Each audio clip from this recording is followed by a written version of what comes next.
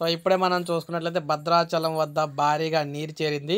ఛత్తీస్‌గఢ్, ఒరిస్సా 2 రాష్ట్రాలకు కూడా రహదారులైతే తెగిపోయినాయన్నమాట. తెలంగాణతో మనం చూసుకున్నట్లయితే తెలంగాణతో మిగిలిన రాష్ట్రాలకైతే రహదారులైతే తెగిపోవడం జరిగింది.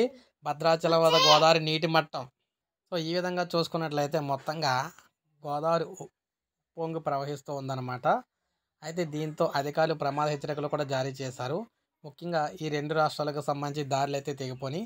భద్రాచలం నుంచి ఛత్తీస్‌గఢ్ అదేవిధంగా ఒరిస్సాకు వెళ్ళే ప్రధాన రహదారి మట్టి వద్ద అంటే చిట్టి వద్ద వరద నీరు తేలడంతో తెలంగాణ, ఛత్తీస్‌గఢ్, ఒరిస్సా రాష్ట్రాలకు రాకపోకలైతే నిలిచిపోయాయి. గోదావరి దిగువన ఉన్న శబరి నదికి వరద నీరు భారీగా పోటెత్తడంతో భద్రాచలం నుంచి వరద నీరు అయితే ఇక్కడ తోడుతూ ఉన్నారు. సో ఏదేమైనా మొత్తంగా రాష్ట్రాన్ని నుంచి ఇతర రాష్ట్రాలకైతే దారులు తెగిపోయినాయి. ఇక హైదరాబాద్‌లో రాగల 3 రోజులు భారీ వర్షాలైతే రాబోతూ ఉన్నాయన్నమాట. మీరిక్కడ చూసుకోవచ్చు. సో రాగల 3 రోజుల పాటు తెలంగాణ వ్యాప్తంగా ఉరుములు, మెరుపులతో కూడిన వర్షాలైతే రాబోతూ ఉన్నాయి. హైదరాబాద్ వాతావరణ కేంద్రం అయితే తెలియజేసింది. సో ఈ నేపథ్యంలో మొత్తంగా చూసుకున్నట్లయితే భారీ వర్షాలు పడతాయి నేపథ్యంలో ప్రజలందరికీ హెచ్చరికలు అయితే జారీ చేశారు. కొన్ని జిల్లాలు అయితే ఇవ్వడం జరిగింది. కొన్ని జిల్లాలు కూడా ఇక్కడ ఇవ్వడం అయితే జరిగిందనమాట.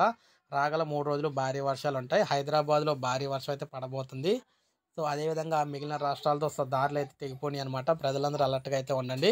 ఒక లైక్ చేయండి. సబ్స్క్రైబ్ చేసుకోకపోతే మన ఛానల్ సబ్స్క్రైబ్ చేసుకొని ఫాలో అవుతూ ఉండండి.